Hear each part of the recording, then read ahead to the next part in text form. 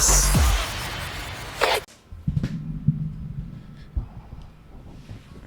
Are you trying to get it recorded right now? That way you don't have to be in front of everyone, or no? No, but I mean, it's not like everybody's gonna fit here. And Yeah. we just have like 3 chairs. Or be honest, are you nervous? Would you be nervous? No. No? Okay, let's tell him to come in right now. No, stop. All right. We're going to do this brief intro. Chilo has to go to work shortly, but the main purpose of this video is we're going to have 3 to 4 guests right now. Chilo's going to leave as soon as we're done with this intro. She's going to get the guest in. But mainly the main focus of this podcast is to spread a little bit of awareness through our neighborhood. They're trying to do some, I think, 150 cabins, tiny homes for the homeless. But Spring Valley, where we live at, there's already a homeless problem. And the thing is that a lot of these homeless people, they're not, at least through what we see, is homeless people that they're not trying to get help more than anything. I think these are the type of people that they like to be free. A lot of the times they like to drug themselves. This is from a bystander perspective. Yes. Or what are your thoughts? Yeah, I think the homeless issue that we have here currently, I mean, to what I've seen, it's more of, like you said, the people that don't want to get help, because these are the people that are being reckless out on the street, that we almost, ran them over every now and then because they just cross or jaywalk, and they're just being reckless out there. And I've heard, the other guests can talk, but I've heard that there's also families, but I have not personally seen any families or anybody living in their car. Right. So there's just 2 sides, but I feel like at this point it's more like we have the homeless that don't want to get help more than the homeless that are actually like families and stuff. Yeah, I totally agree. I haven't seen a family out there that's trying to get help or whatever, because if you were to see that, I think more than anything, I think even the people, the community would want to help them or provide aid to them, right? Yes. But yeah, we haven't seen it at all. Just briefly, we're going to give, from what we understand, is that I guess the county tried to reach out supposedly to the neighborhood and let them know that this project was on the way, but we weren't aware of. A lot of the neighbors that we have, they didn't know either. And next thing you know, supposedly this project was already approved.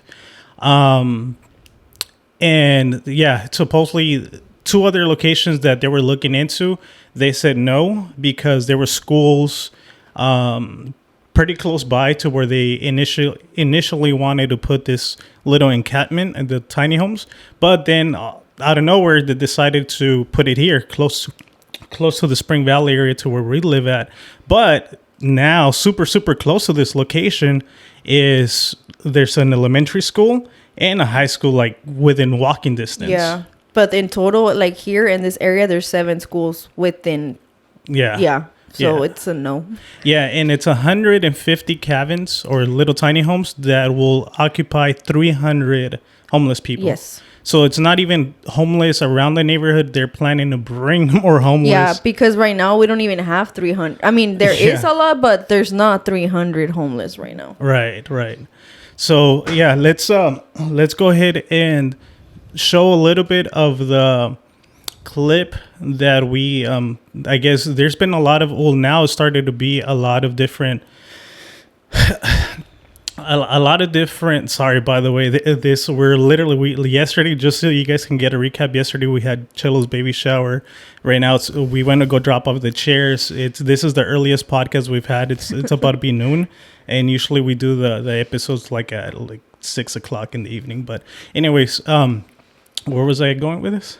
That you're gonna show something. Yeah, so now there's been a lot more traction to putting a stop to it. I guess more and more people are finding out about the whole tiny home thing. So I guess there's been news channels that come and interview a few of the neighbors.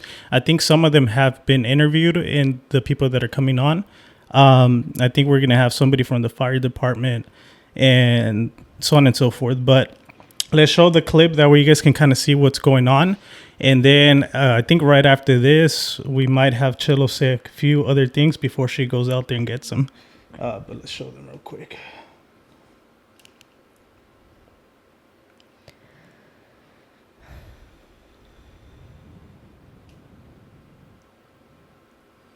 An empty lot, easy to zip by.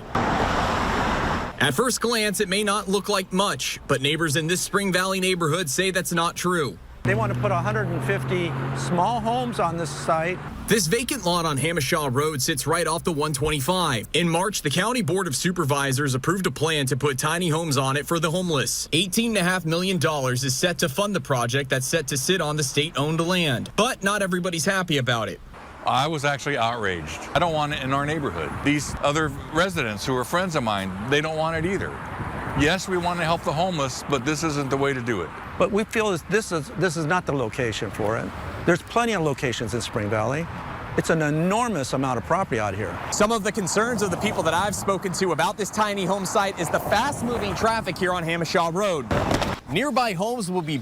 So, okay, one of the things that he said is the traffic there, right? It's super, super bad as it is already. And now if they bring in 300 people there, it's just going to get outrageous, right? Exactly. And just to mention, like, that Hamacha Road, there's always something going on, like car crashes. And then we've seen multiple of them. Yeah. So now imagine having like 300 extra people just... So we're going to show you guys where they want to put this location at, so you guys can get an idea if you're familiar with Spring Valley. So we have the Rallies that's been there for years, the Jack in the Box right off the intersection of the 125, and pretty much where they're trying to input this encampment, the tiny homes, is pretty much in this area right here. Right off the 125, out of the Hamacha Road, you guys can see there's like a channel or something like that. And if we zoom in already, you can kind of see where the homeless already are camping out in there.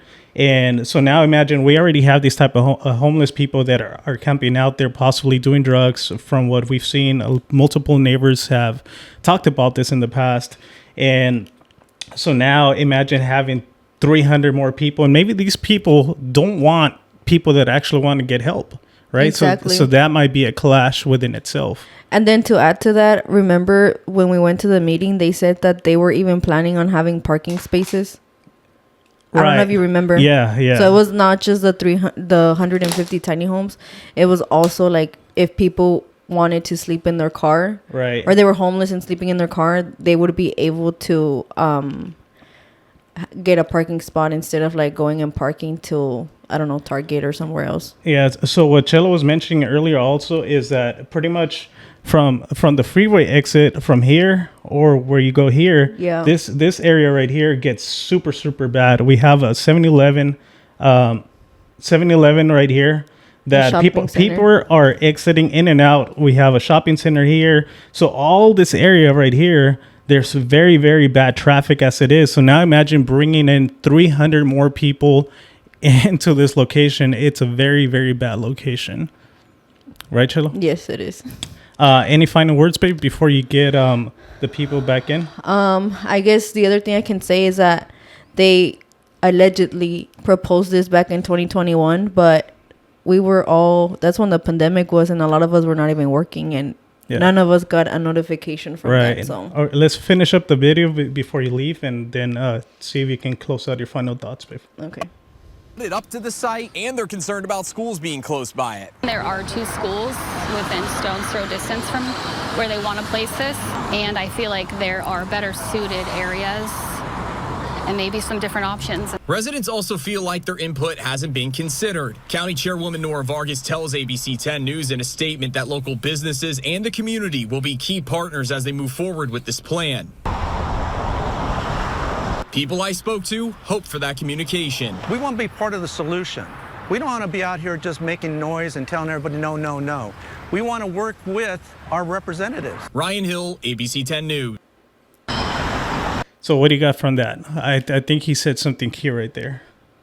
So he said that we are not opposing to helping the homeless, but we all need to be on the same page, because then it becomes a he said, she said, and it's just messy. Yeah, I totally agree with that statement, right? It's not that we don't want them here, but nobody notified us, or we never got the chance to speak on it and come up with a plan as a neighborhood, as a community, with the politicians out there. Exactly. And to go back to the whole COVID thing, they took him away during COVID. We don't even know where they took him away during COVID, and then all of a sudden they appeared not too long. I feel like they appeared back on the streets not too long ago. Yeah. So it's like, where did they take him? Yeah. And why now they're like, okay, like you guys can go back there, and you guys are actually gonna get tiny homes and all of this. Okay. So, Chelo, you're good? Yeah. They should be out there just through the... Okay, yeah. I'll be back then. Yeah, and come back just so you can say, like, that you're heading out or whatever.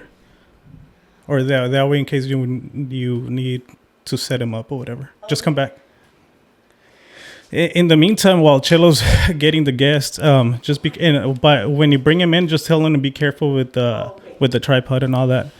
In the meantime, while Chelo's getting our guest, I'm gonna start the intro right now. This is the first time that we do multiple people coming onto the podcast. So I'm a little excited. We're just kind of like at the same time winging it, and at the end of the day, it's just to put the story out there, right?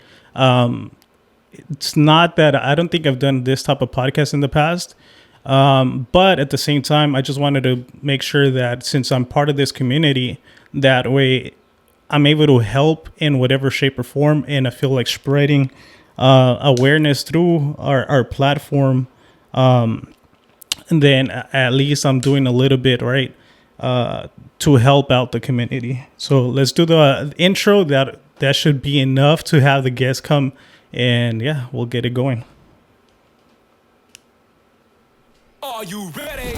Welcome to Hoy No Más Podcast with Angel Houseman. It's just three of them. Okay. And you guys can come in, just be careful right there with the truck. Hello. Hello. How's it going? So I have you're gonna be the first one. Perfect.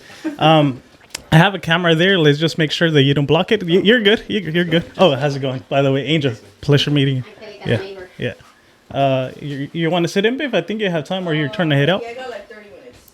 So okay. We clear on the camera? Yeah. Yeah, we should be good. I just want to turn my phone and my machine on. So this is just a conversation back and forth type of thing? Yeah. We already, and that's going to be your microphone. Babe, can you hook them up, please? Yeah. And then the microphones. I mean, the headphones. then you're going to put these on. Okay. Phone off. Okay. A little bit more up, babe, or A ver, babe. Can you hear me good now? A little bit closer, babe. No, más para abajo, pero just close. Ahí mero. Yeah. How's that? Perfect. And All right. Yeah. And hazte para atrás because you're blocking the camera, babe. Ahí estás bien. And yeah, it should be good. Alrighty. And let me see my camera. Yep, we should be good. Yeah. So yeah, at the end of the day, we just finished doing our intro. Okay. Pretty much, I went through one of the news articles that I think you were part of it, right, with CBS 8, and I think Danielle was part of it as well. Mm-hmm. But we pretty much did an intro, what's going on, the tiny homes. I have waters, by the way, if you, yeah. Okay. Baby, you want to get? We're good. I do have shots in case you guys need it, right? You want, but yeah. That way they're, because it's, are you guys hot? I can boost up. I feel comfortable. Okay. I don't know about you okay? I think I'm the only one hot one. I feel dehydrated from yesterday. Oh. We had a baby shower and we were taking some mimosas and oh boy. Yeah. But I was just finishing up saying that the main reason why I wanted to do this podcast, right, because we're part of the community. And I think in the first meeting that I went to, the only meeting that I've gone to, there was a gentleman out there that said, like, oh, I remember that coming to Spring Valley, was the nicer part of the community, right? Because I grew up in Logan Heights, and for me, even my mom used to tell me like, "Oh, no te voy a llevar hasta allá. I'm not gonna take you that far." So for me, it was just like, man, Spring Valley's far, and it's just like the nicer part, right? So as a kid, I would idolize Spring Valley as being the nice community, people having a backyard, a front yard, and now we're expecting a baby girl, right? So There you go. I wouldn't want this type of thing to happen to the community. So by us having a little bit, spreading more awareness to the podcast, I think at least I'll feel good that I'm doing my part as being a member of the community. And that's what happens, as when you move into a community such as this, your first thing is, where's the schools? Where are my kids going to go to school? Right. Where junior high school, elementary, and stuff like that. Yeah. So you're looking ahead, and then you look at the neighborhood itself. Because when I first moved here, I wasn't planning on buying a house here. I lived over on the other side. It used to be Kenny's Shoes. I don't know if you remember that. On the corner across from Yum Yum. Okay. That market used to be Kenny's Shoes. Gotcha. And I lived right behind there on Judd Street. And we moved from there. And I bought a house, and we moved, and we saw this. I was going to Kmart at that time. Kmart. Yeah. And I was going to buy something, and my wife goes, "Gil, let's go look at that open house." I go, "Baby, we're not buying. Right. We're not buying. We're good." Yeah. We bought. And the reason we bought was because when we drove through the neighborhood, I saw the houses. And you could see the trees were lined on both sides. Right. It was that welcoming committee kind of thing, Yeah. And then when we drove through here and they saw the house, and my wife goes, we'll just go and look. We're not going to buy it. Well, you know how that goes. Yeah. She saw it. She fell in love with it. I had to buy it. Right. And then I got part of the community because my kids go here. The elementary school, Avondale. Yeah. And then Mount McGill. And Right. then they went to La Mesa Middle. I have 3 girls. And Okay. all of them went to these schools. Okay. Daniela, she's right here. Yeah. My daughter knows her. They grew up together. Okay. So this neighborhood is really part of my heart. Yeah. I've been here 45 years now. Wow. Okay. So, it is important for me, even though I'm retired, because I look at all my neighbors and I'm going, they're kids. I know how it felt when my kids were growing up. Right. Now their kids are growing up. Right. So I'm looking at the future for them and what's going to happen down the road, because things change all the time. Right. And one of the key things that we just finished mentioning was that nobody was really notified, right? All of a sudden it was just approved. Right.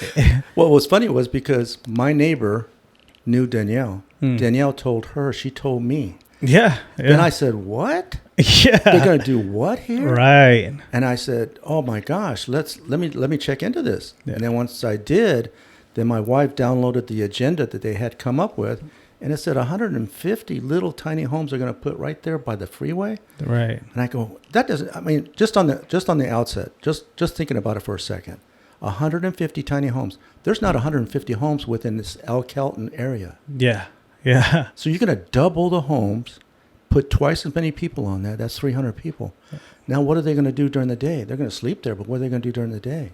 Right. They're just going to be roaming around. What do 300 people do? Yeah. Wait for the night? Right. Yeah. Think about that. If you're standing in line waiting for your house to get there, or even if they stay, we're going to stay here. What are they going to do all day? Yeah. They bring 14 shopping carts. They bring other things with them, like their addictions, their drugs, their alcohol. And again, there's mental health involved. Okay. So something that we were actually just talking about right now is that the people that are currently here, right, as homeless people, those are the people that don't seem they want the help, right? Well, that's the first problem. Okay, so again, if I came up to you and you have your lifestyle the way it is, and I said, hey, listen, do you need help? I can give you help over here. And your first impression is, I don't need the help. I'm fine. You know why? They like the way they live.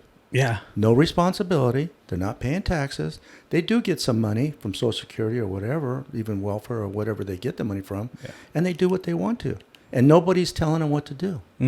What a life. I wish I had that. You know, you go to work, you have responsibilities. You have a life. You got a family. You're starting a new family here. Right. So you have responsibilities you have to maintain to live. Right. They don't have anything, nothing. Right. So my approach is, why are we giving them this free pass? Don't worry about it. You can stay here. Or let's go down the street. Don't put your stuff here. You have to move. And what do? They have their encampment, put some down 2-3 blocks away. Yeah. Did we solve the problem? No.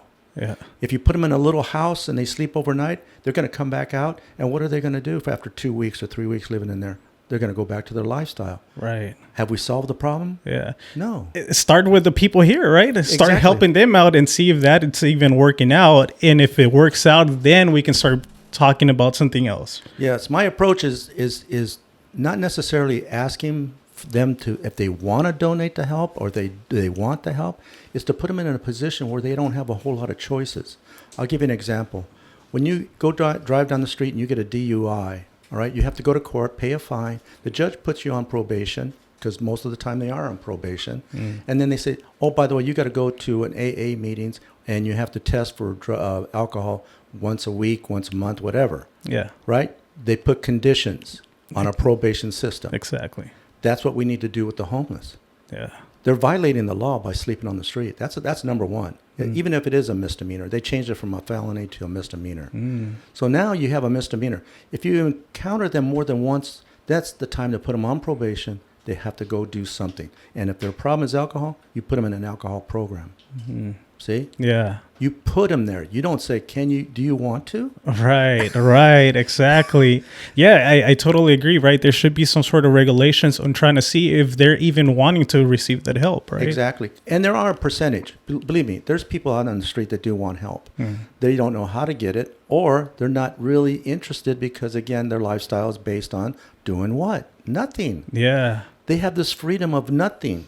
Yeah. Whereas we have to follow the law, we have to pay our taxes. Right. They don't do any of that. Yeah. It's a different situation. And we have to look at it from a different perspective. We can't just look at homeless people, because I think that's a wrong name, number one. They're not homeless. Originally, they had a home. Yeah. At some time, they had a home.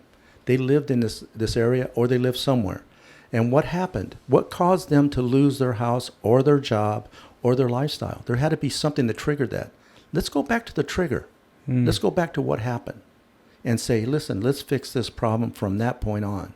Yeah. And not treat them as homeless, because they're not. They're alcoholics, they're drug addicted people, and they're mentally ill. Now, a very small portion are those guys are out there selling drugs and living on the street and don't care and figure, I'm going to take advantage of the system. Right. Yeah. That's a small percentage. Right. I think that's a key point that you brought up. A lot of these people, it's so easy to label them as just homeless, right? But that's a vague statement, right? Or a label to give them, because a lot of these people do have a lot more problems than just being homeless. Homeless, like maybe something tragic happened, that you lost your job, maybe something's going on that you can't afford a house, right? Now you're homeless. However, a lot of these people have bigger problems than just not having a home. Well, this is close to home to me, and the reason I say that is because I had a cousin that died on the street as a homeless person. Now, I'm going to give you a little quick story. He was very successful. He worked for a major grocery chain. He was a manager. He was married. He had a house. He was on his path to be successful. His wife left him. He went into deep depression. Wow. He didn't go to work, so he lost his job. He lost his job, he lost his house. So what did he do? He ended up on the street as an alcoholic. He started drinking. And I used to see him, and I would talk to him. His own sister would talk to him. But he was so depressed and so mentally out of it, he said, I want to die on the streets. Wow. So he did. So this homeless thing is not just because I don't like it in my neighborhood. Yeah. It's personal to me. But we have to help them. We can't just keep kicking them around the corner like a can down the street. And that's what the government's doing. Newsom's saying, hey, throw houses at them. Yeah. Come on. Yeah. Really? Yeah. Let's fix the problem. Let's get to the root of it. And there are organizations out there that want to help them in that way. The problem is they're so overdone. In other words, their capacity is such that they can only handle so many. And then they put rules and regulations, and these people on the street go, after a couple of times, I'm done with the regulations. I'm done with the rules. Yeah. I want to get back on the street where I can do whatever I want to. Yeah. We have to stop that. Yeah, definitely. And I don't know, I've thought of different, because yesterday it was news to me that supposedly this got postponed now, this whole project. Have you heard anything of that? Well, we did. In fact, we have somebody here that's going to speak to that. Okay, perfect.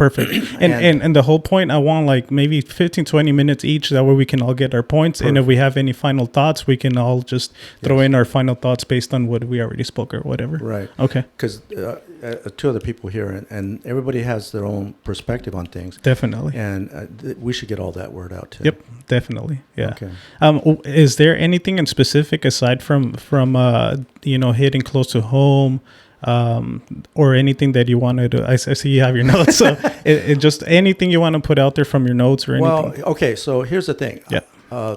This all started, and now we've gotten to a point where it looks as if we may put this either on a permanent hold or stopped. So now what do we do as a coalition? Because this is what it is, Spring Valley Coalition 2024. That's who we are as an organization.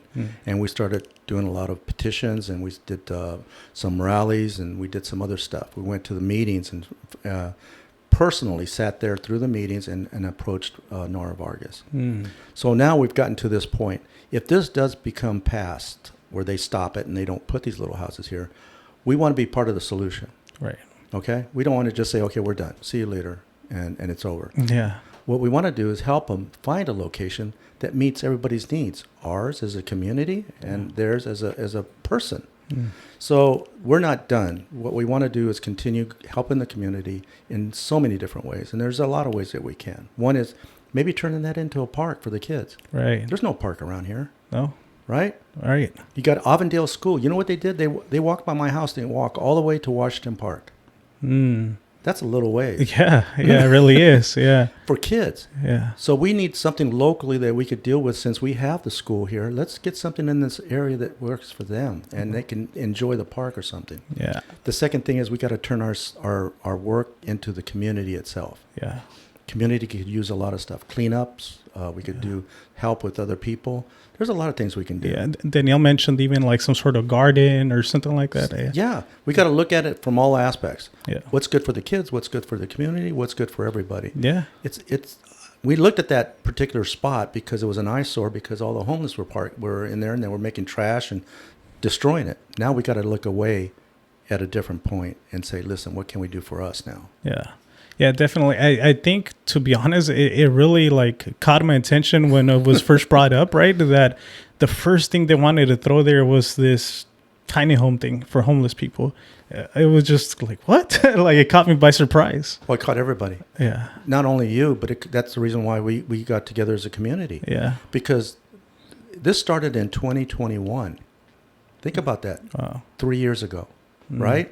So did you know about it 3 years ago? Not at all. Nobody did. Yeah. And that's the problem we're having with this. And that's the reason why we approached Nora and said, listen, we didn't know anything about this. And what was her response? She claims that this was done prior to her being elected. Okay. And that she assumed, and I'm going to take her at her word, that she assumed that all the things that had been taken care of was a community input, the legal, the site chain, everything. And then now that they had the money, they wanted to go forward. So according to her statement, she told us that she thought all this was done prior to her being here. Now that we're giving her this approach that we're not happy with it, she's now taking a second look at this, and she's starting to come around to our thinking. Okay. Hopefully she'll stop it. Yeah. So who was there before? Do you know? I don't know. I think in the past or somebody they kept on mentioning Carlos, some sort of Carlos. I don't know who this person is. Well, there was Omar Tassens was the head of homeless services. Omar. Okay. Yeah. Omar. Okay. I believe before her it was Nathan Fletcher that was in that role. Cool. I forget the name of the supervisor. But, okay. This was Department of Homeless Solutions. Okay. So this has been in the chain down the road for a while. Yeah. And to me, that's unconscionable, where they can't tell us within 3 years that there's going to have something like this. Right. Doesn't make sense. Yeah. And again, I'm going to go back to the premise of, I look at things as a common sense issue. Yeah. If it isn't common sense, it isn't going to work. Yeah, exactly. That's what life is in a base. Yeah. All together right there. So. Yeah, but you would figure at the same time, right? Whoever's taking role and responsibility of whoever's going to start or actually begin the project, you want to backtrack a little to get a little bit of what was going on and to see, like, because this is not only going to impact one or two people, it's going to impact the whole community and then the people that are actually going to be living in that place. Exactly. Right. And the what really opened our eyes was the fact that this started from Sacramento. So this was Newsom's idea to get rid of some of the homeless off the street. Well, the thing is, why is he? They're throwing millions and millions of dollars at this. I think we got $18 million for this project. Yeah. Where they already lost $20 billion where they can't even account for. Oh, wow. So that's interesting. they put this money in the system, and where's it at? Yeah. Homeless has gotten even bigger, and they haven't solved the problem. Yeah. $20 billion? Think about that's a lot of money. Yeah, it's incredible, right? Yeah. Because they're talking about $18 million for this little spot here. $18 million for that spot? Yes. Wow. So that's what I'm talking about. And it's not to help the homeless. By the way, that you know what that money's for? To develop the area so they can live there. That's to put the little houses on that spot so they can put plumbing, electrical, and everything else for that spot and grading and the whole shot. So they're spending all this money just to make that a viable issue. Yeah. Then they're going to spend $5 to $6 million a year to maintain it. You would figure, right? Like, why not try to fix these people, right? And maybe put a tent, like, okay, get medical assistance there. Let's see if even the police department can even control the current people there, right? Which at the moment doesn't seem like they can't really do much. Well, there's another impact. Yeah. So you put 300 people there, then what happens with the services of ambulance? Yeah. You got fire department, you got police. So if things happen, they're going to respond to that area twice as much. Right. The sheriffs are understaffed as it is. Yeah. The medical is understaffed. Everybody's understaffed because of budget cuts and everything else that happened. Yeah. So now you're going to put more people in a concentrated area that could have potentially more problems. Yeah. So yeah, and one key thing also that I think there was a this gentleman from the fire department that mentioned that I think when they've received calls to go and attend, they've also gotten injured themselves, right? Well, yeah, because here's what you're going into. You don't know what's happening. If they're mentally ill, they're going to be combative. Yeah. If they're drunk, they could be combative. If they're on drugs, they could even be more combative. Yeah. So you're trying to render services or try to help them, and then their response is, get the heck off of me. Yeah. I don't want to touch. Don't touch me. Don't do nothing. Yeah. So now what do? Then you got the sheriff standing there, and he's trying to control the situation. And then again, you're going to have another issue. What do you do with them once they get that point? You can't put them in jail. Yeah. You can't put them in a prison, right? So what do? You have to walk away and say, listen, we did our best, and that's all we can do.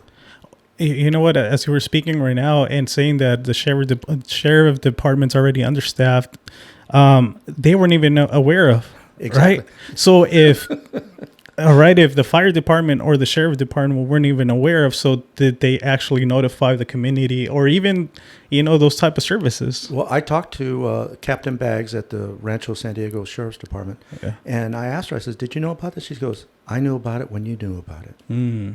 See what happened? Yeah. Again, here we go. Start at 21, now we're at 24, and they don't know anything about it. Yeah. I'm positive the rest of the emergency system didn't know anything about this, whether you're talking about fire department. And then not only that, but you have the fire department that's going to respond every time there's an ambulance call. Yeah. Think about that. You have 2 agencies going to each call. Yeah. Right? Now, what a waste of time and energy if they keep coming here for what? Yeah. We don't know. Yeah. People getting crazy. People getting agitated. Because you put 300 people together like that in a small community. Oh yeah. You know as well as I do. Yeah. That's going to work. Yeah, exactly. And I think we were mentioning that even the people that are currently there, how are they going to take now the 300 people that are going to be coming in? Are they, like you said, are they going to have issues between one another? Because maybe some people do actually want the help, but others don't. Well, yeah. And then there's so much to this story. So the concentration of what that's happening at that little spot. Then you have the shopping center across the way where there's a recycling center. Right. And then you got the market that sells liquor to them. Yeah. Right? Yeah. So all you're doing is just making this process and this whole system worse. Yeah. You're not really helping because they're not going to stop buying alcohol. And then what they're going to do is they go around at night when you're asleep and you think you're comfortable at home. They're out there breaking into their backyards. Yeah. They're stealing your cans and your plastics or whatever and going through your trash. And then they take it and they put it in their shopping center. And then once in a while they go across the street and cash it in. Yeah. Now, I don't blame them for trying to make a living because they don't have a living. Yeah. But if they can do that skill, just that basic skill, why can't they do something else legally? Right. For the community. Exactly. I agree. Right? Yep. All right. What was your name? Your full name again? Or your first name, whatever you want to... Gilbert Chavez. Okay. Cool. And just a little background. I've lived here 45 years on Walbolen, and I love this neighborhood. Thank you. Well, thank you for your time and your words. If we, by the end of the podcast, if there's any, by the ways or whatnot, we can just backtrack and stuff. No problem. Cool. Thank you. Mr. Robles okay. Here. Can you set him up here? Yep. All right. So yes, like a little bit. When you say the sheriff's department, you don't know because I don't remember, Angel, when I had the meeting in my house with the sheriff's department a year ago, actually May 12th. Yeah. They told us about the tiny houses. May 12th. Was that so before? They say because that was this year. That was last year. Oh, last year. Yeah. So the thing is, they have a bunch of homeless in there. You know how bad it was in there. Yeah. And we started doing a movement to take them out of there. And they did. And they did. And when I had the meeting with the sheriff's department, they told me, you should guys be worried about the tiny homes they want to put in. Yeah. Let me make sure the camera is good. Do you mind scooting back a little? You want him to sit over here? Because I'm head over already. Who's that? Gilbert. I think he's fine. Yeah, I think he's fine. Okay. I just want to make sure the cameras are good. And we also send a letter to Kevin Martinez. Right. Sure. I'll see you guys. Bye. Girl. Yeah. Okay. Yeah, and actually, we came to find out that the fire department and I do have a camera there. Like, just make sure you get. No, you're perfect right there. They were supposed to follow the process, which is go back to the planning group and raise awareness. So, you guys were talking about like the lack of notification, and the county held 5 listening sessions in the area. Do you mind just putting the microphone a little bit? You can push it back towards you. Yep, more. Yep, perfect right there. Great. Yep. Okay, so. Do you want to introduce yourself absolutely. first? Yeah, my name's Jesse Robles. I've lived here in Spring Valley my entire life. I went to Avondale Elementary and then over to Monte Vista. Nice. And I've held office here for 8 years. Oh, no way. So 4 years, now full 8 years on the planning group, the Spring Valley Community Planning Group, which is kind of our local government, right? Since we're unincorporated, the planning group advises the county on issues of land use and zoning. So we see projects, new developments. Whenever something new comes in, it comes to the planning group. We give our feedback, and we have a list of guidelines that we use to make it fit the community. And on these sort of projects, the county will come present the project. We'll give them feedback. They finish their listening sessions, and then they come back. Okay. And that didn't happen with the tiny homes, the sleeping cabins. And I also I'm a director for the San Miguel Consolidated Fire Protection District, which is San Diego's largest fire agency. We provide services to Spring Valley, Rancho San Diego, and many others. So I represent Division 6, which is La Presa, to that, and I'm the board president there. And so, this is kind of an issue that touched on not just the community, but also, like you guys talked about, the impact to fire, EMS, and sheriffs.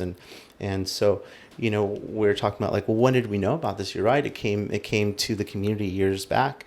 And usually these processes, they'll collect their feedback, they'll do their research, and they come back.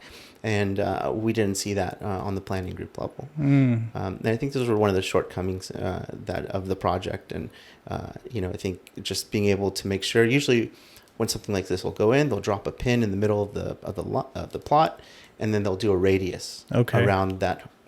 Maybe 500 feet or a mile, and they'll notify people. And that didn't happen this time. That's interesting.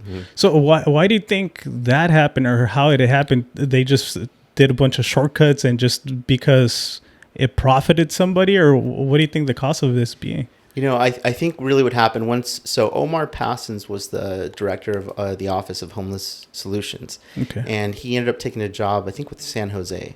And so, just with all levels of government, there's a lot of turnover. And so I think when you lose your leader, you lose some of that direction. And I can't really speak as to why it went the way it did. But I think that had something to do with it, just the turnover. And as you guys mentioned, Nathan Fletcher was in that role before, and Nora stepped into a new position. they have so much to do, and you expect that your counterparts or the people that work for you and do it as a career do all these things. Gotcha.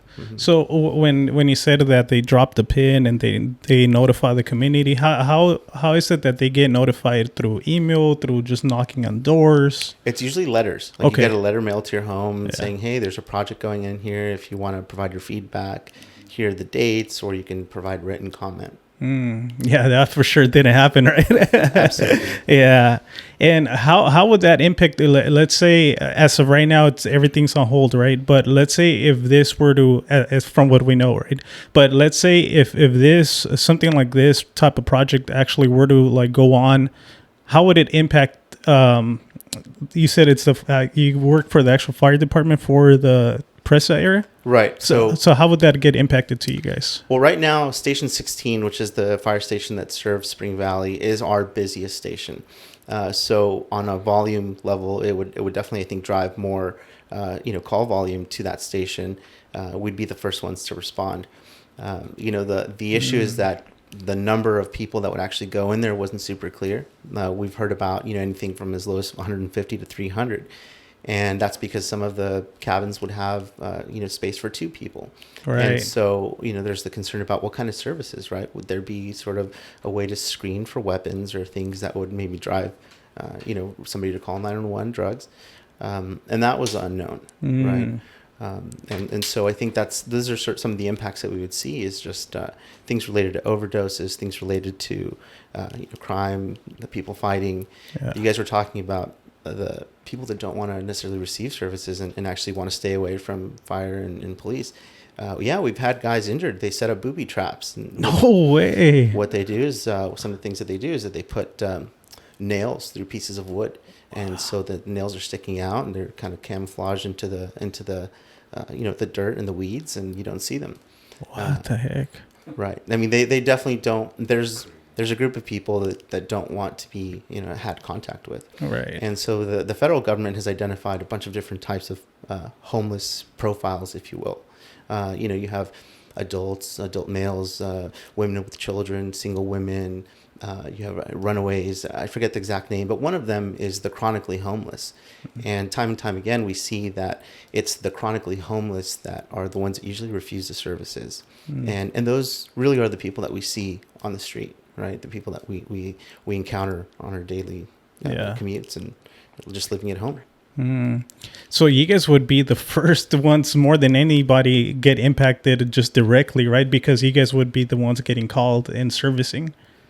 Right, between fire and our ambulance services and sheriffs. Yeah, it's really a team. But even for fire and law enforcement, our job is to remain neutral, and we're here for the community. And, we don't really necessarily have an opinion on whether or not it should go in or it shouldn't. It's just really about identifying what potential impact would there be to services and what can we do to offset it. Yeah. But, it's important to note that, fire and sheriffs, like their hands are tied, right? Because they have to remain neutral. It's a government service, and they're just there to protect the community and whoever's in it. Yeah. What type of conversations have you guys had as a group in your guys' department once you guys got notified? Yeah, we've had really constant communication with Nora's office, and really appreciate her staff to taking the time to listen now to what the concerns were, and we've been elevating this to our state and federal representatives, just letting them know what the issue is. We were in Sacramento this week. We met with all of our assembly members, some of the state senators, and just let them know. And to Gilbert's point, this was something that was pushed down from the state, from Sacramento down, and there are many other communities that are dealing with this issue and how to approach it. So it's not only Spring Valley, right? It's all over the country. Right. Yeah, it's getting bad right now. It's getting, but it just seems like they wanted to throw them here in Spring Valley without like any notification, right? Right. There's a Supreme Court case that's being heard right now. It's Johnson versus Grants Pass, and if that case gets heard and overturned, I think we could see a really big change in the way that the local governments address the homelessness issue. Right now, they're prohibited from, creating ordinances to prohibit people from sleeping on the streets or in their cars. And so I'm hopeful that that case does get overturned. And I know that our district attorney, Summer Steffen, has filed a brief to support the Supreme Court, including the sheriffs. And so I think we're moving in the right direction. Nice. Being able to have more local control over those issues. Right. Mm-hmm. And between your guys' organization, has there been any conversations of like, oh, like if this were to actually happen, like we're going to have to be dealing with this more, or like as your guys' department, aside from Nora's office? Yeah. Your colleagues? Right. The fire chief, I've been in constant communication with and working closely on this. And we talk about, well, how can we offset the impact to Station 16, to our busiest station, and looking at different types of configurations. So perhaps a squad where we can have maybe like a smaller truck with some sort of community paramedicine services, and one of the things that we were trying to entertain was, okay, well, if this is going in, how can we offset that impact? And invariably we would have to buy a new apparatus and not only that, but staff it. Yeah. And so, that brings up a whole nother layer of complexity, because now you're talking about, the impact to labor, right? So right. Everything's unionized, and, the amount of people that we can hire is kind of dictated by that relationship. Yeah, definitely. And you as a member to the community, aside from your current role, what have you seen anything? Because earlier we spoke about that intersection right there. It's already... It's already getting backtracked, right? Mm-hmm. There's so much traffic on going back and forth. There's times when we've seen even like naked females, crossing the street without even caring of the traffic that's currently there. Have you experienced any of that by any chance? Oh yeah, absolutely. We've been working for probably a better part of 3 years to optimize that part of the road, because you guys know it, you get off the freeway and before a couple cars pass, you're already blocked off. So exactly right, it's already bad because all the people exiting the freeways, they're trying to turn, but then the people coming down from Hamacha, they're trying to it's already bad as it is. So the county came by probably about 2 months ago, and they did a traffic study, and they did the first steps of taking the first steps to optimize it. But I still think there's a lot of work to be done there. And I think making that clear, yeah. What would be the optimization for that? Well, I think it's the timing, right? So making sure that, for example, the lights at the end of the bridge, the ones that as soon as you cross, those usually turn red as soon as you get off the freeway. Right, yeah. So, I think that the key is there to make sure that they're all timed so that they're turning green at the same time, right? And so they stay in a sequence. Gotcha. And now it's all computers and it's automized, so they can do that. But I think just working again with the traffic advisory committee for the county and communicating those concerns, which is that, what the real issues that we experience every day, right? Just the light turns red before, a lot of times when you're in the intersection. Yeah. So aside from the traffic, what have you experienced anything else that you've seen? I mean, you've seen those type of people, right, crossing the street without having any care to the rest of the people, the traffic, and anything else that you've experienced? Yeah, there's a lot of people that are occupying sidewalks, and so we already have limited sidewalks in Spring Valley. Yeah, and so that poses a challenge, because if you're in a wheelchair, if you're walking, you kind of have to step into the road to get away from that. Yeah, and so that's an issue that we're trying to address. But again, just because of prior court cases, they're less. They have less of an appetite to try to address those right away. Right. Mm-hmm.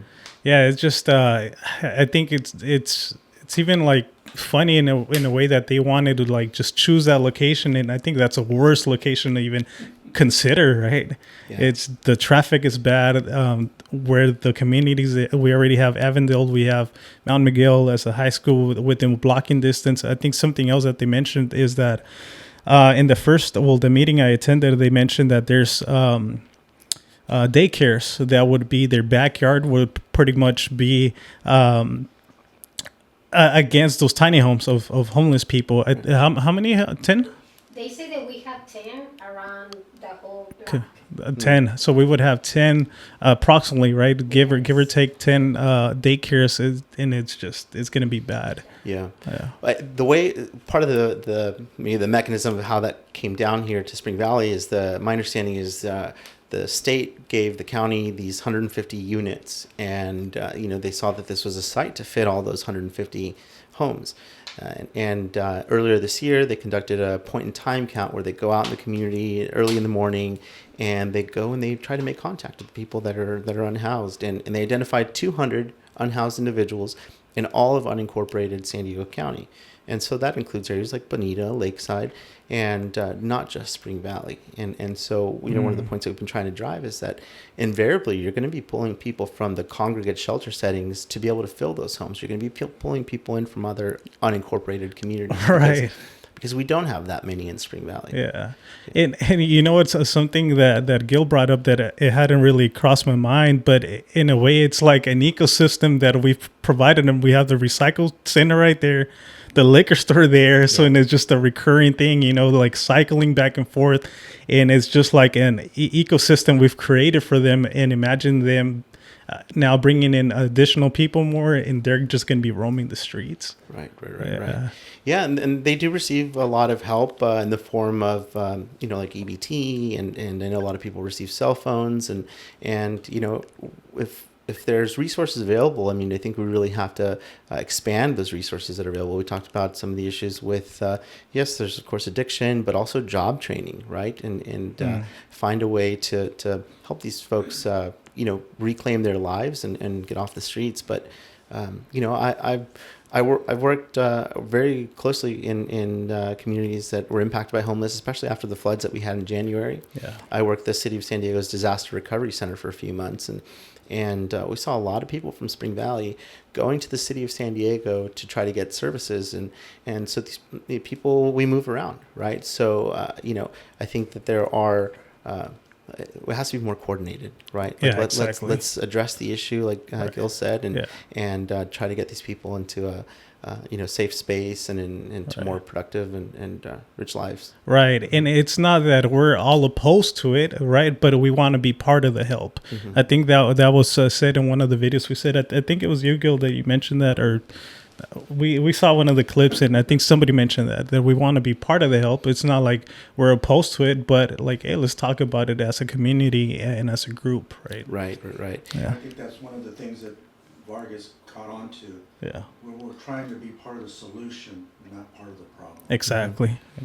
And we talk about like, okay, well, where do we go here? Now there's a pause on this project, and the county will point to those 5 listening sessions, and what it really means is now there's an opportunity for us to stay engaged and to engage on all these issues, because I hesitate sometimes from saying that I'm an elected official, because I've run unopposed my 8 years, right? Nobody runs in these positions. We have 2 vacancies right now on the planning group, and it's been like that for months.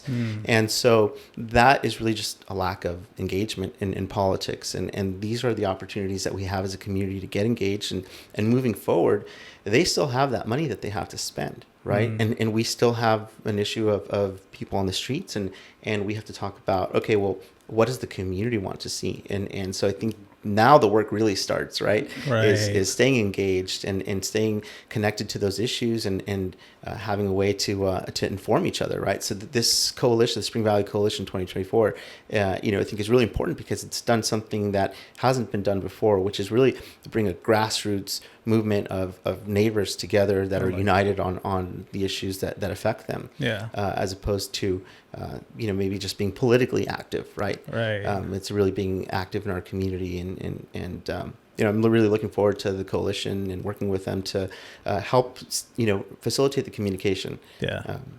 I think that's another great point, right? I think my mindset was like, okay, it's been a stop, right? Okay, so kind of like everything that you guys have done as a group, right? It's been working, but you're right. This is only the beginning. What's next, right? Right. Yeah. And so one of the things that we're looking at is the county identified, I think, something like 1,800 parcels when they first were getting this project started. And we're trying to track down that list. Where are these other 1,799 locations? And so now it's kind of, So now the step is, okay, well, until we get that list, let's keep an eye out in our community. We've already identified a handful of parcels that, I think we're suggesting is part of the solution. Instead of having all 150 units at one site, maybe we spread this out around the county. Yeah. There's no question there's a housing shortage. There's no question that it's almost impossible for working people, let alone people that are unhoused, to afford housing. And so this could be a good solution, but at what scale and really the proximity to what? Yeah. Right. And yeah, those are all great points. Is there anything that you missed from your notes by any chance that you wanted to bring up? I was just keeping track of what you guys were talking about. And again, there's 5 community sessions and again, not thinking of the unhoused population as like a monolith. Like, it's not just one type of people. These people have stories, and at some point they've led healthy lives, and we're all one incident away from being homeless, right? Yeah. Whether it's a natural disaster, a fire, flooding, and it's not something that is to be taken lightly. But now it's talking about, okay, how do we resolve it? And the only thing that I'd really probably like to touch on is the moving forward. What do we do? And whether it's here in Spring Valley or if a project like this is coming to your community, is staying engaged and being part of the process before something happens. Because there's a lot of things that come through the planning group, for example, or whatever your local government may be. And sometimes we don't hear about it until it's too late. So I would just encourage everyone to stay active, stay engaged, reach out to your local representatives, form an alliance with your community, know who your neighbors are. And I think, that's a big step to moving forward together. Yeah. And somebody around our community and neighborhood, who would be like the main point of contact? Would it be any of you guys to at least get engaged and be part of this group? Yeah, well, there's definitely the organizations like the Spring Valley Coalition. Okay, Spring Valley Coalition. Then if you're also in Spring Valley, you have the Spring Valley Community Planning Group. So anytime a new project, a new development comes in, it usually comes to us first, and we put eyes on it, we give our feedback, it goes back to the county. It's a good way to stay connected to what's happening, the new developments that are coming in, the new businesses. But there's the Casa de Oro Community Planning Group. Also, Spring Valley's kind of split up into 2. But that model, I think, is pretty common in other states. Is your local lowest level of government is usually your planning group or your town council. But just looking up who your elected representatives are and making contact. But forming your own neighborhood association is a great way to get started. There's also the community emergency response teams, the fire safe councils. Something I'm trying to do now in Spring Valley is form a fire safe council for our community, and just making sure that we're all prepared for. It's not if that time comes, but when that time comes, making sure that everyone has the things that they need. They know where their documents are and where they're going to be able to go. Nice. Yeah. So if there's any links, any numbers, or anything that I should link down below, just if you guys can send them my way, and I'll make sure to link them. Absolutely. Yeah, we'll do. Yeah. Any final words before we turn over the mic? No, thanks for having us and putting light on this and this issue, and look forward to it. Yeah, I appreciate your time. And once again, if there's a final thing that we need to say back that you forgot, we'll recap. Thank you very much. Cool. That's me. Yeah. It's funny how once you start talking about it, you see the light of all the different Right. The questions you're asking, I'm thinking, wow, how come other people haven't done that? Yeah, exactly. We should be asking these questions all the time. Yeah, definitely, and that's why, like, I really, when this came to be, right, it brought up a lot of even more questions, right, and one of the main reasons why I wanted to do this. Sorry, your headphones is not right. Está backwards. Está para abajo. Falta bajarlo. Sorry. Yeah. No, you're good. And I wanted to know, right, because at least I keep on referencing that one meeting because that's all I've been able to attend. But I feel like even though it was a good turnout, like it was maybe, don't quote me, maybe 100 people, whatnot, but that's, even though it seems like a lot, it's not a lot. We have hundreds, thousands of people nearby that they're still not aware of what was actually going. Every day we have some kind of, I didn't know anything about this. Exactly. And they go, what's this? Yeah. You know what I mean? Yeah. So our mission basically is really trying to, and this is one of get the word out. Yeah, Let yeah, people know yeah. that what's going on in their neighborhood, Yeah. so they can either participate or help or whatever. Yeah. All right. And we'll turn over the mic to yourself. Let me just go. Okay. Ahí está. Perfecto. Yeah. Okay. Yeah. My helper Cello took off already. She's going to work. So yeah, she had to work. Not until this podcast takes off, but we're still going to have to chingarle. Ya sé, como siempre. She's ready to have the baby. Yeah. I think next week is her last week. Yeah, and we're 4 weeks away from receiving our first baby girl. So. And then you're going to see what is... Everybody keeps on saying that. Man, are they... I feel like people are trying to scare me. Sleep as much as you can. That's the number one thing I keep on hearing. My oldest is 22 and I still don't sleep good. Really? Wow. Yeah. Thank you for scaring me once more. I mean, I almost forgot about my oldest daughter now. Almost 20. She's 27 and I still worry about them. Oh, yeah. I think that's an ongoing thing for forever, yes. Right? Yeah. Yes. Yeah. So enjoy. They're so little. Love them, squeeze them, hug them, kiss them. Yeah. That's your best time because when they're like that, they don't stay there. Yeah. Yeah.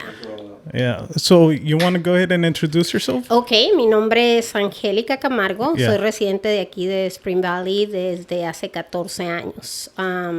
Y soy original de Tijuana. Nací en Tijuana. Yeah. And by the way, you were the one that notified me. And we can go Spanglish. We Yes, said we were going to go Spanglish. I okay? spoke Spanglish. Yeah, so it's not perfect Spanish, not perfect English. Yeah, so you were the first one that notified me about this. So thank you for letting me know because I was totally unaware. Sí. La primera vez que yo escuché acerca de las tiny homes, it was por un representante del Sheriff Department. Okay. Hablamos porque ya la situación de los homeless ahí estaba, no que fueran muchos, era más que nada toda la basura que tenían ahí, todo lo peligroso que era para los niños cuando caminaban a la escuela. Sí. Tuve una junta con ellos en mi casa, fueron como unos 20, 30 de los vecinos. Oh, ¿de veras? Sí. Lo quitaron, escribimos a la, no sé si es la Chief Sheriff Department, Kelly Martínez, Mrs. Gibbs, not sure si estoy diciendo bien su apellido, y les agradecimos por haber hecho eso, pero creímos que ya no iba a pasar nada con lo de tiny homes. ¿Por esa misma junta? Por esa misma junta. Okay. O sea, sí nos dijeron hace un año, you should guys be more worried about those tiny homes, sí. But como ya no oímos nada, ni nadie había escuchado nada, ya no seguimos. Ya no seguimos hasta que vimos las noticias. Ella es dueña de un bar aquí en Chula Vista, aquí en Spring Valley. Me contacté con ella. Me dijo, lo van a hacer. Y fue cuando empezamos a correr la voz. ¿Cuánto pasó de la primera junta que tuvieron y cuando le dijo a esta persona que sí iba a pasar de nuevo? Exactamente un año. ¿Un año? Wow. ¿Y por qué pensamos que ya iba a parar?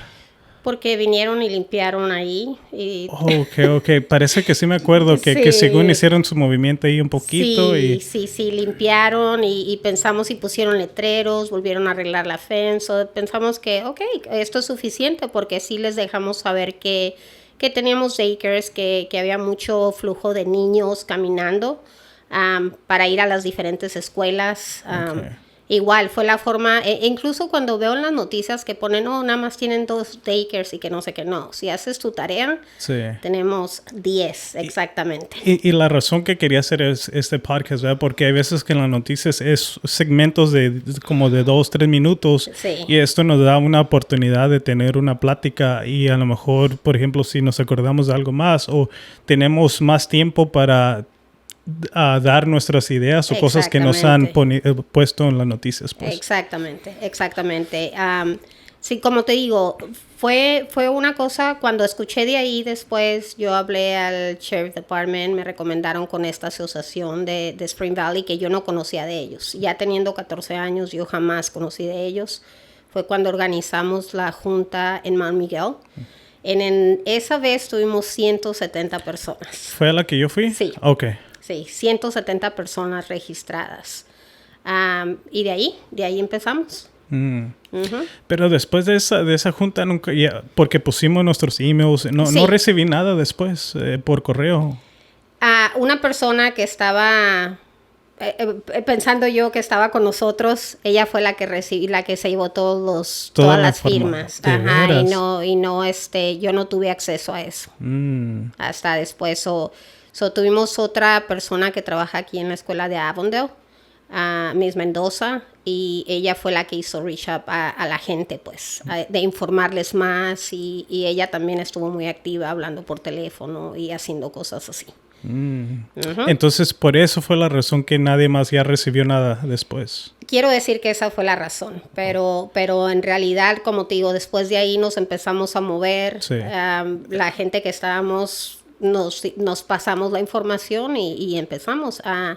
Mr. Chávez fue el que decidió, todos hablamos, pero él dijo, vamos a registrar nuestro nombre, que la colisión, que es Spring Valley Collision 2024. Oh, ok. Ya está registrado ya todo. Ya está registrado. Tenemos también nuestro email, que es Spring Valley Collision 2024@gmail.com. Nice. Tenemos nuestra página de Facebook, Spring Valley Collision 2024. Sí. Estamos ahí, y está una website en camino también, básicamente para gente que no tiene social media o que no trabajan con... Tenemos muchos vecinos que están viejitos. Eso es otra cosa, ¿verdad? Porque cuando yo fui a la junta, ¿verdad? La mayoría, y a la vez yo agradezco esto de la comunidad. Hay mucha gente mayor ya retirados, sí. Cositas así. Yo cuando miré eso en la junta dije, hey, a lo mejor se están aprovechando que mucha de esta gente no tiene las redes sociales, ¿verdad? Exacto. Que sí quieren hacer un impacto, pero desafortunadamente se va a quedar en este grupo. Dije, no, hay que enseñar que sí tenemos con qué, pues, sí, pasar más la palabra para la gente, sí, que no está, pues, informada. También pocos días después me informé que, porque esta persona había dicho, no, sí se les informó que estuvimos tocando en la puerta, no quiero decir nombres para no hacerlo famoso, pero dijo, no, estuvimos tocando las puertas, que en el 2021, digo yo, pues estábamos durante COVID. Sí. Mucha gente no estaba trabajando, todos estábamos en su casa. Sí. Tengo 14 años aquí y nunca me tocaron la puerta. Sí. Durante COVID estuve yo trabajando de casa. Eso es número uno. Otra persona dijo que mandaron boletas para votar y que esa propuesta estaba ahí y que la propuesta pasó. Sí. Por un poquito, ganó por un poquito. Tampoco me enteré de eso porque sí... yo trabajo con mis hijos. Tengo un hijo que les dan la clase de, no sé exactamente cómo se llama la clase, pero les enseñan la ley o cómo leer las boletas para votar, especialmente cuando ya eres un senior, sí, y ya vas a estar en edad para votar. Les dan esa clase, cómo leer las propuestas. Entonces, esa es una parte que siempre desde que los niños estaban chiquitos, hey, vamos a ver qué dice aquí, sí, qué significa y que no sé qué. Como en la que me agarraron de las bolsas de plástico, ¿no? Que yo pensé que ya no iba a haber bolsas de plástico y bolas. Ahora me las cobran a 10 centavos y yo voté por eso. Pero porque yo no leí esa propuesta como en realidad era, que siento que es lo que el gobierno nos hace a veces. Sí, the fine print. Exactly. Yeah. Yes. Okay. Eso se me hace raro, ¿verdad? Por ejemplo, hace rato estábamos hablando de que Nora Vargas, según no sabía lo que había pasado antes. ¿Cuándo comenzó Nora Vargas? ¿Tenemos más o menos idea? Honestamente no, pero aquí Mr. Robles... ¿Como 2 años? Ok. Me pone a pensar más o menos si cuando pasó eso de la limpieza y eso ahí en ese lugar, pero si eso pasó hace 1 año. 1 año, exactamente mayo 12. Ok. Mayo 12 del 23. Del 23. Ok, entonces quiere decir que a lo mejor Nora ya estaba más o menos involucrada, ¿no? Quiero más o menos... La cosa es que el departamento de Homeless Solutions, ellos, es su carrera eso, les pagan, trabajan cada día como un trabajo normal y ese es el enfoque de ellos. Entonces, como ella tiene un área muy larga grande de qué preocuparse, ella depende de esas agencias, de esas organizaciones, de gente que lo trabajan day in, day out to do their job, right?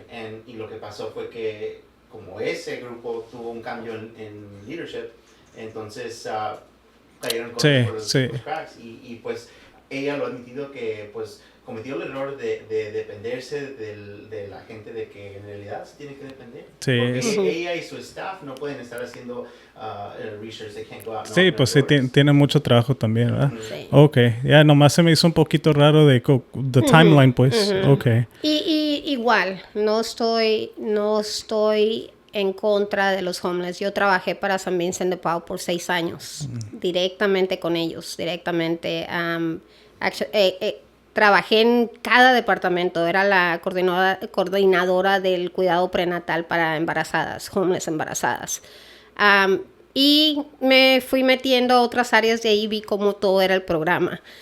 Y al mismo tiempo digo, darles un lugar para donde van a dormir no es la solución. Estas personas necesitan tratamiento mental, tratamiento para desintoxicarse de drogas y un entrenamiento para enseñarles una nueva carrera, o sea, no sé, plomero, pintar, carpintero, no sé, todas esas cosas que la misma ciudad, el mismo condado necesita. El mismo condado tiene un shortage de plomeros en la ciudad. Sí, Están ofreciendo, creo que un programa para que ellos te entrenan. Y creo que hasta hace, no sé, estaban diciendo algo loco, como que $89,000 al año, cuando ya te gradúas y trabajas para ellos. No sé si sea cierto o no. Yeah. Pero siento que eso es lo que ellos necesitan. Sí. No un lugar donde dormir. Exactamente, pero sí lo que yo nunca miro es, por ejemplo, esta gente que está ahorita en esa área vacante, que nunca miro que signs que ando buscando trabajo, ¿verdad? Yo nunca lo he mirado, vamos a lo mismo de que mucha de esta gente como que no se quiere ayudar o quiere cambiar el estilo de vida que tiene. Exacto. Lo que siempre digo, yo como madre tengo que guiar a mis hijos para que sean unos buenos ciudadanos, ¿no? O sea, si yo veo que mi hijo se está yendo del lado, las drogas o no sé, o sea, yo como madre voy a tratar de ayudarlo, voy a tratar de encarrilarlo al camino. Eso fue lo que le comenté a Nora, o sea, en realidad tú estás arriba de nosotros, tú nos tienes que guiar. Entonces, ayuda a estas personas. Si quieres, maneja a tu gente en la forma de que haz tu trabajo. Sí. Nosotros hacemos nuestro trabajo como levantarnos a trabajar para poder pagar nuestra casa, pagamos nuestros taxes, todo eso. O sea, volviendo para atrás a la situación esa, si llegaran a poner estas cabinas aquí, o sea, las propiedades de todos nosotros bajarían de peso. Sí, cierto. Y la aseguranza nos iba a subir, porque de por sí que ya el nivel de delincuencia es alto, puedes imaginarte con 300 personas más ahí. Ese es un buen punto que no habíamos tocado, ¿verdad? Porque obviamente las aseguranzas, eso es muy cierto, ¿verdad? Que se sabe que dependiendo de dónde vives, hay veces que te suben más. Sí. Y ya habiendo más homeless en esta comunidad, pues va a haber más crímenes, más cosas que puede pasar, todo va a subir. Exacto. La otra parte que me preocupa mucho son las personas adultas. Igual, como dices tú, no tienen social media. Lo bueno de esto, no me quiero brincar de otra cosa. Sí. Cuando empezamos a hacer estas juntas, conocí a muchos vecinos que no conocía. Ya tengo 14 años aquí. Y te juro que me siento bendecida de tanta gente buena que tenemos aquí. Yeah. O sea, de tanta gente buena, de que todos quieren aportar, todos queremos hacer una comunidad mejor. Sí. Y no necesariamente nada más darles una patada y decirles, hey, no los queremos aquí. No, queremos dar soluciones.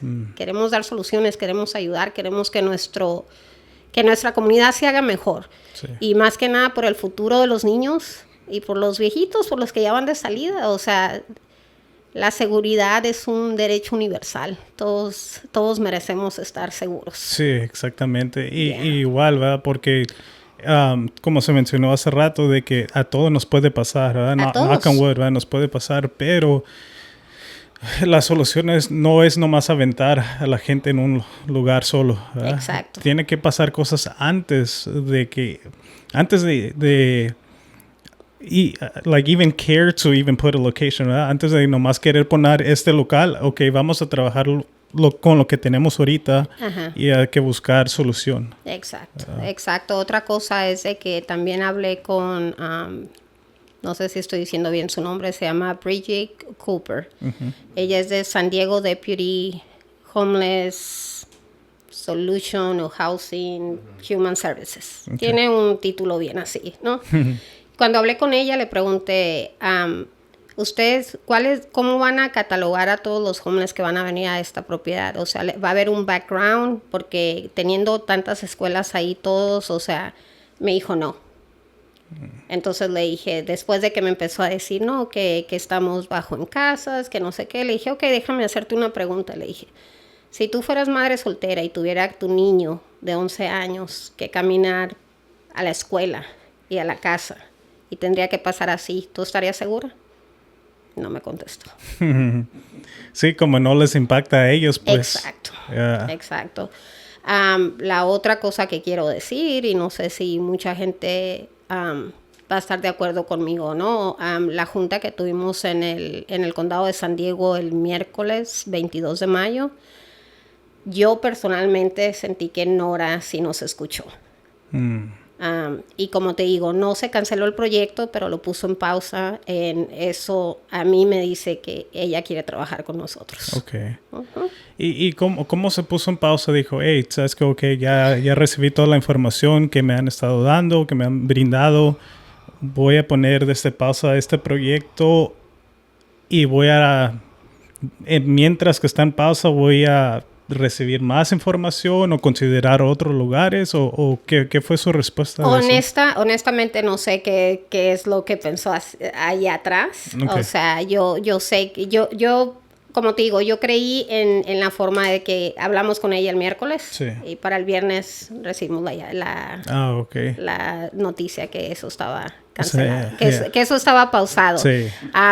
Yo entre líneas puedo entender que esto estuvo cancelado. Okay. Pero ya cuando salió en escrito, decía pausado. Y vamos a lo mismo, the fine print, ¿verdad? Exacto. Ya se canceló todo, pero dice, está en pause, ¿verdad? Y vamos a, no vaya a ser de esas cosas de que dicen, ya se pasó y la gente ya se calma un ratillo y luego de nuevo regresa. Exacto, pero Coalition, Spring Valley Coalition 2024 está creciendo, o sea, tenemos más personas en el Facebook, recibiendo más emails, todo eso, o sea, y como lo dijimos, o sea, esto apenas está empezando, o sea, esto es un paso, sí, pero no es el paso final, o sea, vamos a seguir trabajando y con la ayuda de todos aquí, o sea, no es trabajo de una sola persona, es trabajo de todos. Sí, de la comunidad. De la comunidad. Sí. Ya tenemos mucha gente envuelta. Y para usted que fuera haciendo algo de esta pasada esto, ¿cuál fuera como que ya triunfamos como grupo, como comunidad? ¿Cuál fuera the final solution? Tener nuestro parque ahí. Tener como un parque. Tener un parque, definitivamente mejores calles, como te digo, más seguridad, o sea, volver a ser lo que éramos antes.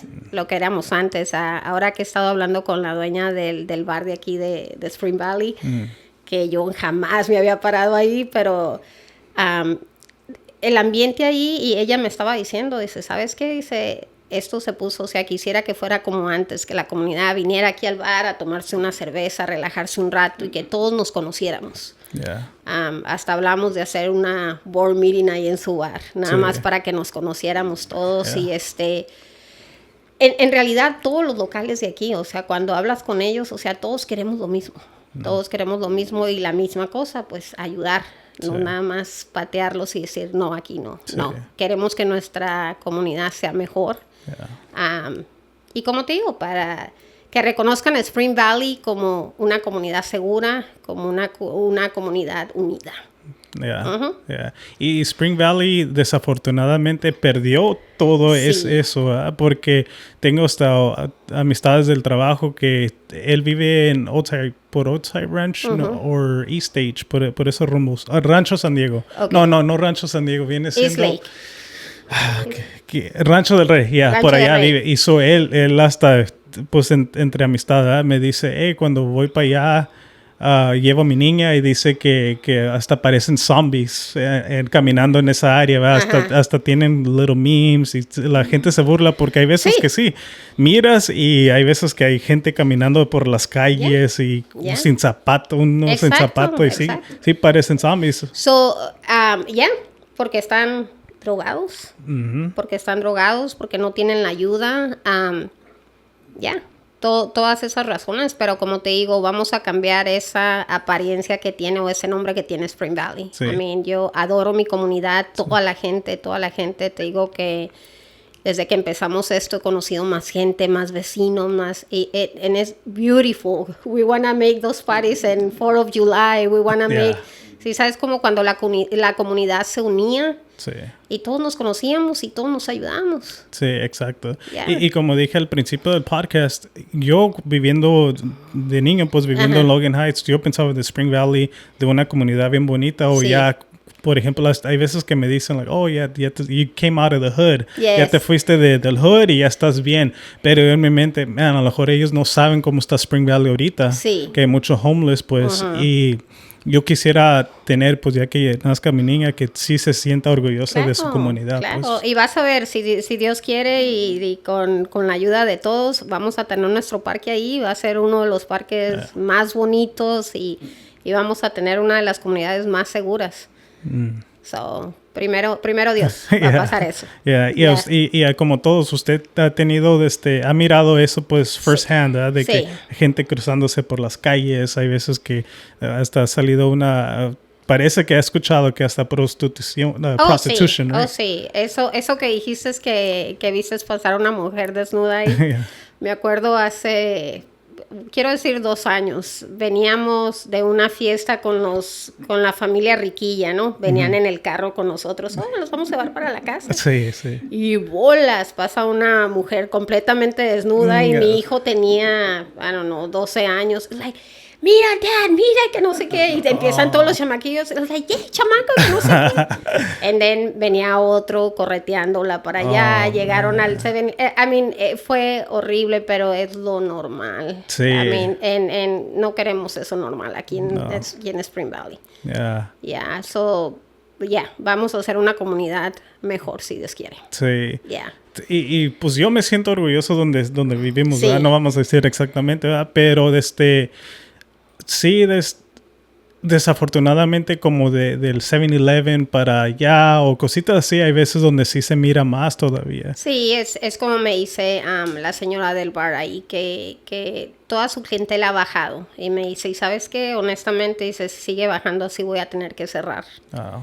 Entonces le dije, no, vas a ver, si trabajamos en esto, va a volver a ser lo que fue hace años. Estaba enseñando fotos y todo eso y dice que por lo mismo, porque muchos de los homeless se ponen alrededor, o sea, even si gente que quiere llegar, dice, no, mejor le corro de aquí, o sea, no me vayan a... Sí. Y dice que ha bajado mucho su negocio. Sí. Y entonces ahorita, por ejemplo, ahorita todo está pausado, ¿verdad? Lo que se oye. Entonces, what's the next step? Vamos a tener nuestras juntas, la estamos teniendo cada jueves a las 6:30 en el Centro Cristiano Zion, porque es el único lugar que tenemos disponible para nuestras juntas. Eso es cada jueves. Creo que tenemos planes de hacer una limpieza, una comunidad de limpieza. ¿Qué más? Hay varios planes. Hasta ahorita es lo que tenemos. So, cada jueves nos juntamos, hablamos de lo que está pasando, de lo que podemos hacer.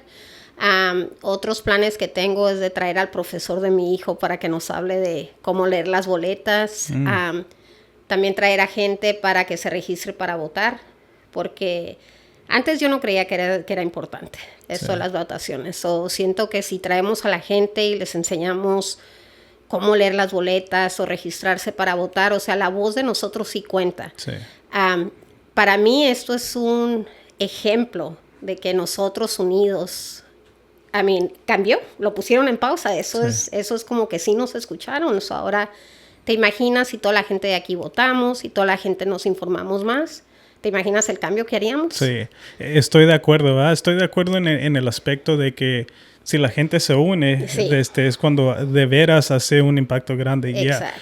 Pero mientras que tengan a la gente dividida en Ajá. dos lugares, ahí es cuando la gente que está arriba siempre va a ganar.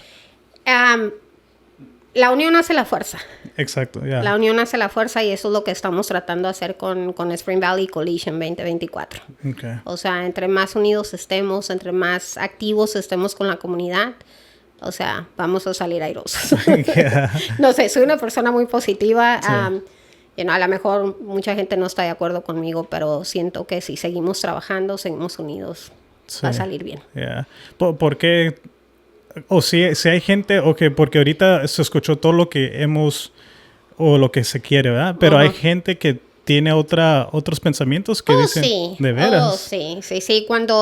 Incluso cuando salió la noticia, entonces lo pusimos en Facebook, es like, hey, exciting news. Yeah. Sí, no faltó la persona que, hey, nada más está en pausa, no, bla, bla, bla, pero es like, yeah. Pero si hay gente que quiere los tiny homes. No sé si puedo contestar eso. Okay. Sí, pero no quiero decir nombres para que no se enojen. Pero sin decir nombres, ¿o por qué? ¿Cuál es una de las razones que dicen que sí? Lo que yo digo, indirectamente, el dinero es el que mueve al mundo. Entonces hay ciertas personas que a lo mejor les beneficia les eso. beneficia porque ellos recibieran un dinero. Indirectamente. Ok. Aparte de eso, hay gente de la comunidad que sí quiere los tiny homes, que sepan. ¿Sabes qué? Creo que mucha gente todavía no sabe o no está de acuerdo cuando estamos tratando de recolectar firmas. Me encontré con cierta gente que me dice, no, yo fui homeless y que ¿por qué están tratando de sacarlos de aquí y todo? O sea, ya cuando le saqué el papel y le empecé a leer la parte donde ella me dijo, oh, sí, entonces firmo. Pero igual no te puedes, cada gente es un propio mundo, cada gente tiene su propia idea, pero si no estás informado, entonces cuando ahí está la división. Exactamente. O sea, ustedes no quieren, yo también fui homeless, o ya se creen que ya son dueños de casa y ya no están con la comunidad de abajo. Es like, oiga, no tiene nada que ver. Sí, hay más, ¿verdad? Siempre hay más de que black and white. Exacto. Siempre hay la gray area que le dicen. Anything else? ¿Algo más que no hemos contado y ahorita hacemos the final recap? No, lo mismo, o sea, agradecer a toda la comunidad de Spring Valley y igual, otra vez, chequen el Facebook, Spring Valley Coalition 2024, el Gmail es del mismo nombre, Spring Valley Coalition 2024 @gmail.com y estamos tratando de agarrar un mejor alcance a toda la gente, pero pasitos. Sí. Pasito a pasito, como dice la canción. Yeah. Pero sí, gracias a Dios, estoy bendecida por el tipo de comunidad que tenemos. Sí. Me siento bendecida. Y como te digo, esto es nada más el principio de algo bien grande, de algo muy bueno para nuestra comunidad. Sí. Bueno, pues entonces, any final by the ways antes de cerrar el episodio? ¿Qué quiere brincar? A ver, pásenle. Nomás una final. Ya estamos a 1 hour and 30, so nomás just final thoughts so we can wrap it up. Yeah. Real quick here. Yeah. ¿Me dejas tomar una fotito? Sí. Nada más así, adelante. Yeah. No. There you go. Perfect, yeah. So in talking, you were speaking about the fact that you grew up in Logan Heights. Yeah. So did I. And that little area they call Chicano Park. Yeah. I remember when that was first started. And the community. Yeah, the community made that park. Yeah. That's what we're trying to do here. Wow, that would be great. You see the comparison? Yeah. Because the community got involved and said, no, we want a park for the families, for the community. And that happened. Yeah. We can do the same thing here. So, our heritage is really strong in California. I'm Spanish, Mexican, whatever you want to call me. But my background is that I grew up in Logan Heights, and I know exactly what you're talking about. When you come from an area like that, I didn't know I was poor. We moved around a little bit. Now I'm living in Spring Valley. So I'm seeing the same generational thing happening here that happened back then. Yeah. So if you want to help us, and we're talking about the community itself, and you live in Spring Valley, the contacts, and like Angelica said, we have a email address. It's Spring Valley Coalition 2024. You can go on Facebook. It's the same thing. And we're trying to build a website that we can all get onto now. Nice. So that's going to be next. Nice. And the input is important. We need backing. We need people behind us that are, and we have signatures. We've been drawing signatures. We got over 1,000 signatures so far. We're going to try to drive even more and get maybe 4,000 or 5,000 if we can. Yeah. Nice. Yeah. Yeah. That was a very nice metaphor that you gave about Chicano Park area and the Spring Valley area. Yeah. We remember that. We know that. We lived there. Yeah. Yeah. And it's a park that it's very, people take a lot of pride for. Why? Because it was the people that built it. It's the people's park. Yeah. So when you have functions out there, people gyrate to it. And you go there, the neighborhood. I remember living right down the street from there. At that particular location, all there were junkyards. There were just junkyards there, cars, wrecking yards. And as a kid, I used to go in there and crawl around and stuff. Now they made this park. And so when they have things going on there, I go there every year for it. I love that area. Nice. It's the barrio. Yeah, exactly. Right? Yeah. So we should do the same for this community, uplift it and not let it go down. We can have our own little barrio here and have celebrations on this little park. Yeah. Wouldn't that be wonderful? Yeah, definitely.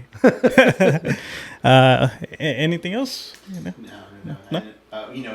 Actually, if I may, you asked two questions. There's how do we get this to stop? And really, it's the community. And I think that the organic organization of the community members staying active is really a big part that did this, right? Yeah. And moving forward, we have to stay connected and stay engaged. And if we don't want these things to happen, we have to engage with the politics, engage with our electeds. Right. And that's ultimately how this came about. Is some representatives of the area wanted to hear, and it was clear that that's not what the community wanted. Yeah, most definitely. So thanks for giving us a voice, and work begins. Right. And by the way, I'm not an activist. I'm not a politician. Yeah. I just live in this neighborhood, and so did Angelica. Yeah, I think that's another key point, right? We're just people live here. Yeah, because it's not like there's not an agenda, right? The whole thing is that we just want the best for our community. It wasn't until they woke us up and said, "Hey, we're going to do something here," that sort of stunned us and said, "Wait a minute." And then all of a sudden, I said, "We can't have that." How many times did you drive by there before they wanted to put little homes on there? For years. I lived here 45 years. Yeah. Right? Caltrans went through here and put 2 off ramps and 2 on ramps right there within 500 feet. Yeah. You talk about gridlock. How about 3 o'clock and 8 o'clock in the morning? Yeah. You can't get out of here in the morning to go to work. You come home and I don't want to say anything bad. Caltrans wants to add another lane. That's what they're doing out there. They're improving the freeway to add another lane. What do you think that's going to do to this area? Yeah. More cars. Yeah, more traffic. Yeah. All right. But I appreciate you giving us this moment to speak our mind and give a little bit about the background in Spring Valley and what we're trying to do. Most definitely. I feel like I live in this community. Everything you guys are doing, it's very great. You guys are actually out there on the front lines, trying to spreading the word. And I feel like it was the least I could do, right, to spread more awareness. And I just want to tell you guys thank you.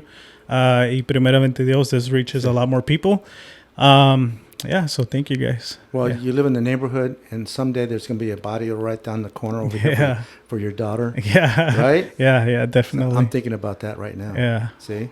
So thank you very much. And if anybody has any comments, they can contact us at, like I said before, it's Spring Valley Coalition 2024. Yeah, we'll have it all linked up. And sorry about the musical chairs. It's a small space. But it's not the space. It's the impact from our hearts. Exactly. Because your heart came out and asked. And we came out here for you. Yeah, definitely. All righty. So first and foremost, I just said thank you, but just subscribe to the channel so more and more people can see and watch this video. Subscribe, share it with your family members, maybe people of the community. There was a lot of great points that were shared in this podcast episode. So once again, my name is Angel Houseman. It's a greater risk and not taking a risk. Till next time. Great. Thank you. That was great. That was super. Facebook page right now. Yeah. And yes. Thank you so much.